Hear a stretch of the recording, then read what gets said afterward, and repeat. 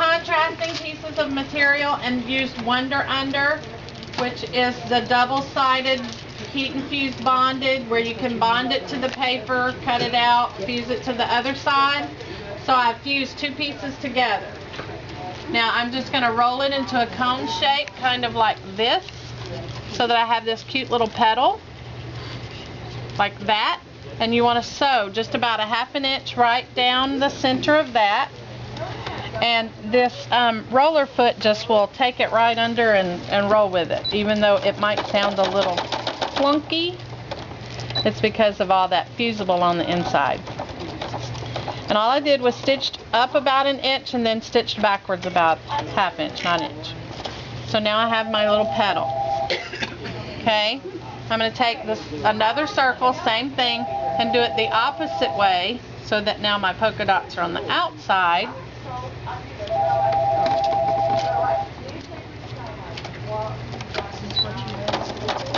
Do the same thing, about a 1/2 inch. Now, you could put these together and make a little flower all the way around, or what I did was put them side by side next to each other and sewed them between two pieces of fabric. Oh, cute. Oh, that's and it looks like this. Can you imagine that on the bottom of a little girl's skirt, or on the bottom of a little jacket or shirt? And how big is your foot? Isn't that cute? It's the size of the stabilizer tube. What kind of foot is that? That is the roller foot. Now, it just helps roll all that thick stuff in there, especially when you're putting them in between here. It keeps, I had to stitch it down first, but it keeps everything in place. It rolls the top fabric at the same time that it rolls, kind of like the walking foot. A little bit cheaper, because this one's $10.99 and the walking foot I think is $24.99. But when you're sewing vinyl, which is my next little project, this stuff sticks to your foot. The Teflon foot works good, but this roller one rolls them both at the same time, because you have your feed dogs underneath rolling or feeding, and then you have the roller on top, which rolls it under as well. So when I put this piece to here, slip it under here, and I'm going to just sew it at a 1/4 inch seam.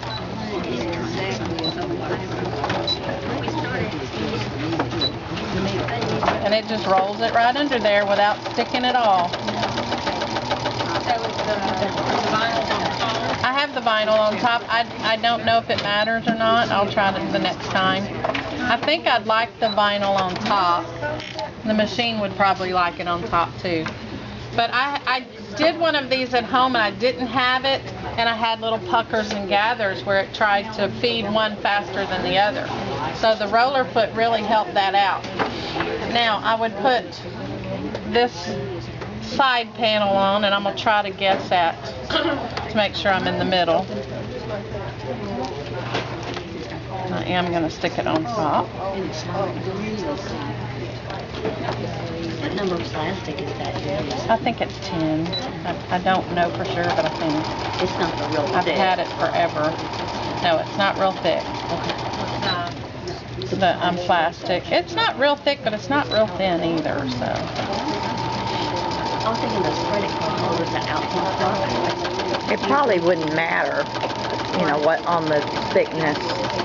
well, it does to a degree, because the more holes that the needle pokes through on some of the plastic will tear away.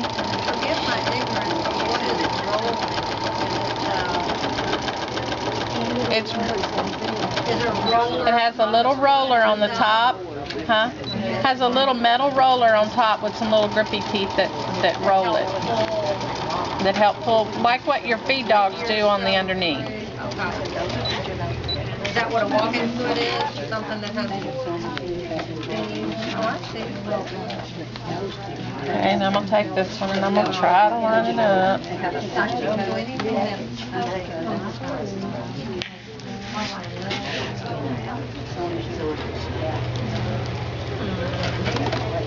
Do you think number 10 would work on the credit card? I think it was 10 that we used for the iPhone holders. Okay. I think. Might have to look that up and tell you for sure. I need to get that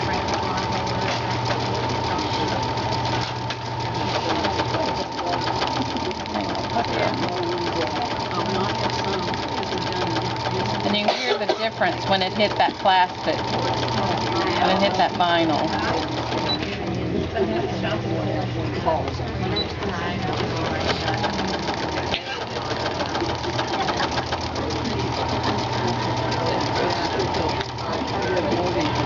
That's right. So if the roller foot does the same thing that Teflon Foot does, combined, would you really need the Teflon Foot? I would do either or. The Teflon Foot would do better on something that you wouldn't want to roll, like maybe suede or something that you wouldn't want to crush the suede. That you wouldn't want those teeth marked to show, you know, maybe. So, okay, so now we've got a little pocket window that you could do the drawstring bag out of, which I did. You know, the power of television. And I put my shoes in it to go in my luggage.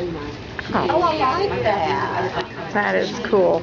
So then you would just make a typical little drawstring bag, sew it up the sides, take another piece, sew it up the sides and the bottom, leave your top open, and then turn down your top for your casing. And you get this cute little bag.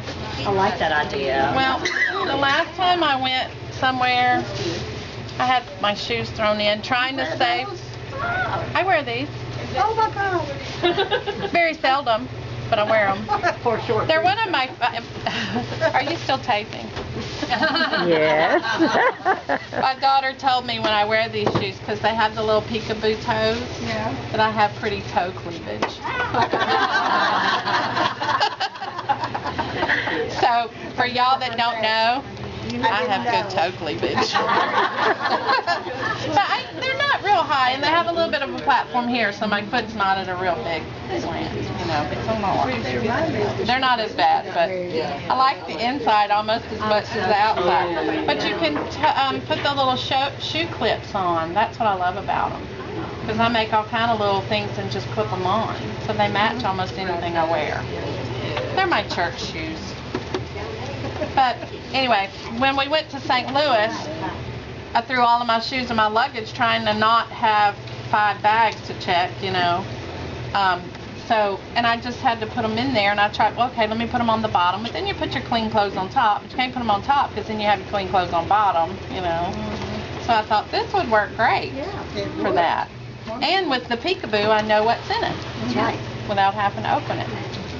So. Good idea.